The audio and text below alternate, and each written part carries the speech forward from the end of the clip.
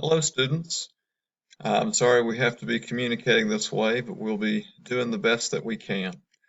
So this is the first screencast I'll offer you this week, the week of March 23rd. And as I mentioned in my overview announcement, what I'd like to go over with you is just a brief review of the modernist poets we've already taken a look at.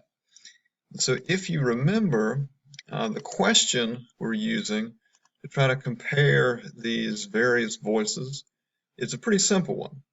What should poetry be? And as we've looked at each of these three poets in column A, we've offered a few brief answers. So Edwin Arlington Robinson was the poet who wrote the poem Richard Cory, where a rich, successful businessman, much to all of the townspeople's surprise, takes his own life at the end of the poem. And as we noted, that poem has a pretty strict rhyme scheme and meter. It is very formal and ordered. There also seems to be a very strong attention to a moral to the poem. We talked about the way that Robinson seems to think you can never really know what somebody else is going through. Appearances can be deceiving, different kinds of morals like that. And I think we would add that Robinson's poetry is meant to be accessible. It is at times abstract. He was also the poet who wrote about the Western Gate and how Luke Havergal should go to it, and it was a little bit hard to figure out. But overall, his poems are meant to open up to us. We're meant to be able to read them and then puzzle them out and understand them. Ezra Pound is the P.T. Barnum of modernism. Hopefully you can remember that. He's kind of the talent agent and the catalyst of this whole literary movement we're looking at now. And he said that poetry should be new. His theme, his anthem for modernism was to, quote, make it new with an exclamation point. So obviously he would say that poetry should be new. He also developed this principle of the one word that was correct, the one and only word that gave someone exactly the meaning that they wanted. And so I think we would say that for him, poetry should be precise and efficient.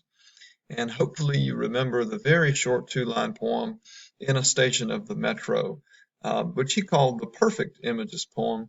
And in part, it's because of a word like apparition, the apparition of these faces in a crowd, perfectly describing the way that when you're in a busy airport or a subway station, people go by as blurs. It's hard to focus on them as individuals. And he also argued that we should go in fear of abstractions. So he would not call death or suicide the Western Gate like Robinson did. Pound said, we want concrete, direct treatments of whatever subject one is talking about. That doesn't mean we can't use figurative language, things like analogies or metaphors, but abstraction just takes things too far.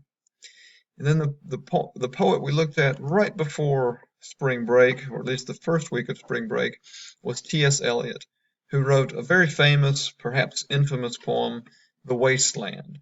And I bet you remember it. And in part, you probably remember some of the footnotes.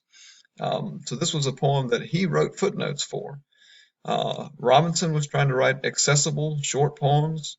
T.S. Eliot wrote long, scholarly, intertextual poems where he was referring to musicians and dramatists and contemporary music, conversations he overheard in a bar. So his answer to the question, what should poetry be, is different. It is new. It's not something we had seen so far. So you see this table. Hopefully this gives you a pretty good reminder of the poets we've looked at so far.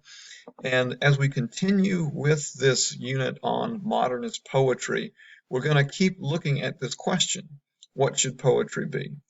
And I'm going to do some close readings of a couple of Wallace Stevens poems and show you a few words that might fit in here pretty well for Wallace Stevens' answer. And then some of the assignments you'll be working on this week will ask you to come up with how you think William Carlos Williams would answer this same question. What should poetry be? When we look at his poetry, what words can we see that belong right here? Okay? And eventually we'll do more of this kind of work with the other poets this week. Okay, that's all for this video. Thank you.